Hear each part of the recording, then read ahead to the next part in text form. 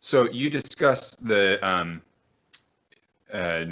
China policy, the Chinese policy of population control in your book, Chapter 3, The Greatest Bioethical Atrocity on the Globe. And in that, you introduce a term which I had never actually heard before, gendercide. You kind of alluded to this earlier, where especially in stereotypically in Eastern countries, cultures, there is this importance on having a male child to carry on the family name. So there is, in a very real sense, a patriarchy there. This led to excessive abortions of, or just straight up infanticide of a female. Could you speak a little toward gendercide?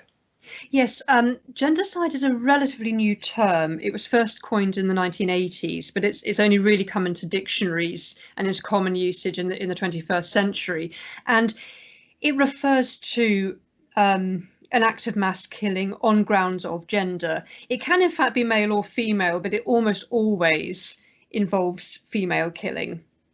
And sex-selective abortion is a huge problem around the world. There are there are between 50 and 60 missing baby girls just in Asia.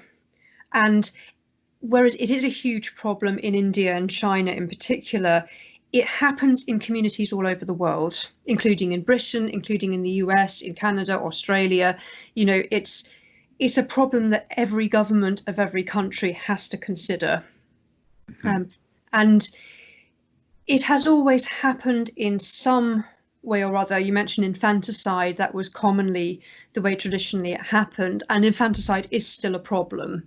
Abortion has not taken away, killing later on as well. It happens at all different levels. But with more access to abortion, more acceptability of abortion, and widespread use of ultrasound, it's becoming easier and easier to find out the sex of the baby before birth and permit an abortion. And of course, in a lot of countries, sex-selective abortion is illegal, though not weirdly in Britain. We did try. Yes, there were attempts at banning sex-selective abortion in Britain, and it failed. Feminist MPs did not accept it. But even where it is illegal, if there is any kind of corruption within the medical establishment, use of bribes or whatever, or the police just don't do their job, it can still go on undetected. So there needs to be, in countries where that happens, there needs to be a lot more protection of whistleblowers. There needs to be a lot more monitoring of what's going on, because the demographics, they speak for themselves. Where there is a huge gender imbalance in a birth rate, there is really no other explanation other than sex-selective abortion. It's not hard to find out. You have this astounding statistic in your book when you talk about China, where you say China accounts for half of all worldwide female suicides. Yeah, that's true. Suicide has always been generally regarded as more of a male problem than a female problem. Far more men than women commit suicide, particularly young men. And there's a lot more awareness now. I don't know if you've had similar campaigns in the States, but certainly in Britain, about the numbers of young men who take their own lives every year.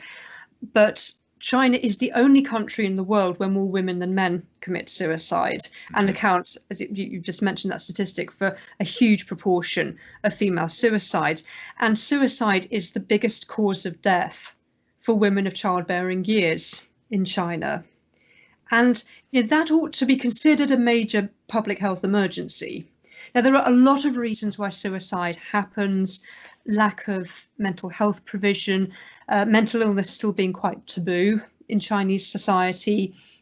There not being very many precautions to try to prevent suicide from happening. If you think about it, I'm sure this is the case in the US, it certainly is in Britain.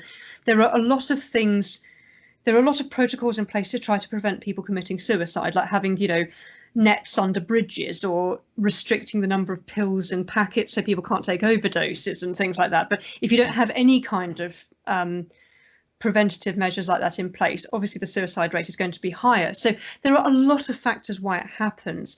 But I do feel one has to consider that, given how detrimental to a woman's health and well-being forced abortion or sterilisation or forced contraception is, that has got to be a major factor we have to consider. Mm-hmm.